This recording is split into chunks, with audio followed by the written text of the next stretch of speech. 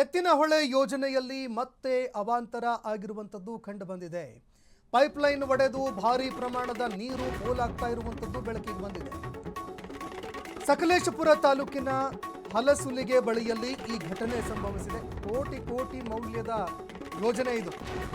ಆದರೆ ಮತ್ತೆ ಈಗ ಅದರಲ್ಲಿ ಸಮಸ್ಯೆ ಕಂಡು ಬರ್ತಾ ಇದೆ. ನಿನ್ನೆ ರಾತ್ರಿಯಿಂದ ನೀರು ನಿರಂತರವಾಗಿ ಪೋಲಾಗ್ತಾ ಇದೆ. ವಿದ್ಯುತ್ ಪವರ್ ಲೈನ್ ಮೇಲೆಯೇ ನೀರು ಚಿಮ್ಮಿ ಬರ್ತಾ ಇದೆ. ಕರೆಂಟ್ ದುರಂತ ಏನಾದರೂ ಸಂಭವಿಸಿದ್ರೆ ಯಾರಪ್ಪ ಇದಕ್ಕೆ ಹೊಣೆ? ಆ ಪವರ್ ಲೈನ್ ಏನಿದೆ ಅದರ ಮೇಲೇನೆ ನೀರು ಚಿಮ್ಮಿ ಬರ್ತಾ ಇದೆ, ಅದರ ಮೇಲೆ ಚಿಮ್ಮುತ್ತಾ ಇದೆ ನೀರು. ಸಹಜವಾಗಿ ಹಾಗೇನಾದರೂ ಆಗಿದ್ದೆ ಆದರೆ ವಿದ್ಯುತ್ ಅವಘಡ ಸಂಭವಿಸೋದು ಬಹುತೇಕ ಖಚಿತ. ಆದರೆ ಅಧಿಕಾರಿಗಳ ನಿರ್ಲಕ್ಷ್ಯಕ್ಕೆ ಸಾರ್ವಜನಿಕರು ಬೇಸರ ಹೊರಹಾಕ್ತಾ ಇದ್ದಾರೆ.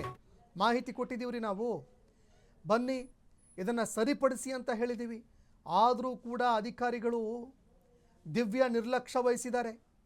ಯಾರೊಬ್ಬರು ಕೂಡ ಇತ್ತ ಕಣ್ಣು ಹಾಯಿಸ್ತಾ ಇಲ್ಲ, ಸ್ಥಳಕ್ಕೆ ಬರ್ತಾ ಇಲ್ಲ ಅಧಿಕಾರಿಗಳು. ಯೋಜನೆ ಪ್ರಾರಂಭಕ್ಕೂ ಮುನ್ನನೇ ಹಲವಾರು ವಿಘ್ನಗಳು ಎದುರಾಗ್ತಾ ಇದೆ. ಈಗ ಎತ್ತಿನಹೊಳೆ ಯೋಜನೆಗೆ ಈ ಹಿಂದೆಯೂ ಕೂಡ ಹಲವಾರು ಬಾರಿ ಪೈಪ್ಲೈನ್ಗಳು ಹೊಡೆದಿತ್ತು. ಪೈಪ್ಲೈನ್ ಒಡೆದು ಹೋಗಿ ಭಾರಿ ಪ್ರಮಾಣದಲ್ಲಿ ನೀರು ಪೋಲಾಗ್ತಾ ಇದೆ. ಆದರೆ ಈಗ ಮತ್ತೆ ಅದೇ ರೀತಿಯಾಗಿ ವಿದ್ಯುತ್ ಒಂದು ಪವರ್ ಲೈನ್ ಏನಿದೆ ಅದರ ಮೇಲೆ ನೀರು ಚಿಮ್ಮಿ ಹೋಗ್ತಾ ಇದೆ. ದೃಶ್ಯಾವಳಿಯಲ್ಲಿ ನೋಡ್ತಾ ಇದ್ದೀರಿ. ಒಂದು ವೇಳೆ ಏನಾದರೂ ವಿದ್ಯುತ್ ಪ್ರವಹಿಸಿದ್ದೇ ಆದರೆ ಏನಾಗತ್ತೆ ಅನ್ನುವಂಥದ್ದು ಕೂಡ ನಮಗೂ ನಿಮಗೂ ಗೊತ್ತಿದೆ. ಆದರೆ ಅಧಿಕಾರಿಗಳು ನೆಮ್ಮದಿಯಾಗಿ ಮನೆಯಲ್ಲಿ ಊಟ ಮಾಡ್ಕೊಂಡು ನಿದ್ದೆ ಹೊಡಿತಾ ಇದ್ದಾರೆ. ಯಾರು ಹೇಳೋರು ಕೇಳೋರು ಯಾರೂ ಇಲ್ಲ, ಅವ್ರಿಗೆ ಬೇಕಾಗೂ ಇಲ್ಲ. ಯಾಕಂದರೆ ಚಾಟಿ ಬೀಸೋರು ಯಾರೂ ಇಲ್ವಲ್ಲ. ಅವರ ಈ ನಿರ್ಲಕ್ಷ್ಯಕ್ಕೆ ಬೆಲೆ ತೆರಿಸುವಂಥವ್ರು ಯಾರೂ ಇಲ್ಲ. ಹೀಗಾಗಿ ಯಾರು ಏನು ಮಾಡ್ಕೊಳ್ತಾಳ್ರಿ? ಏನು ತಿಂಗಳಾದರೆ ಸ್ಯಾಲ್ರಿ ಬರುತ್ತೆ, ಆರಾಮಾಗಿದ್ದೀವಿ ನಾವು ಅಂತ ಯಾವುದಕ್ಕೂ ಕೂಡ ತಲೆ ಕೆಡಿಸ್ಕೊಳ್ಳದೆ ಆರಾಮಾಗಿದ್ದಾರೆ ಅಧಿಕಾರಿಗಳು.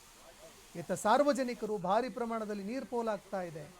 ಮತ್ತೊಂದು ಕಡೆಯಲ್ಲಿ ಆತಂಕದಲ್ಲೂ ಕೂಡ ಇದ್ದಾರೆ. ಏನಾದರೂ ಅನಾಹುತ ಸಂಭವಿಸಿದ್ರೆ ಏನು ಮಾಡೋದು ಅಂತ. ಆದರೆ ಅಧಿಕಾರಿಗಳು ಮಾತ್ರ ಸಂಪೂರ್ಣವಾಗಿ ನಿರ್ಲಕ್ಷ್ಯ ವಹಿಸ್ತಾ ಇದ್ದಾರೆ. ಇದು ಒಂದು. ಮತ್ತೊಂದು ಕಡೆ ಇದೇ ಎತ್ತಿನಹೊಳೆ ಯೋಜನೆಗೆ ರೈತರು ಹೋರಾಟ ಮಾಡಿದ್ದಷ್ಟಿಷ್ಟಲ್ಲ, ಜನ ಹೋರಾಟ ಮಾಡಿದ್ದಷ್ಟಿಷ್ಟಲ್ಲ, ಕೋಟಿ ದುಡ್ಡು ಖರ್ಚು ಮಾಡಿದ್ದಾರೆ ಈ ಯೋಜನೆಗೆ. ದೃಶ್ಯಾವಳಿಯಲ್ಲಿ ನೋಡ್ತಾ ಇದ್ದೀರಿ.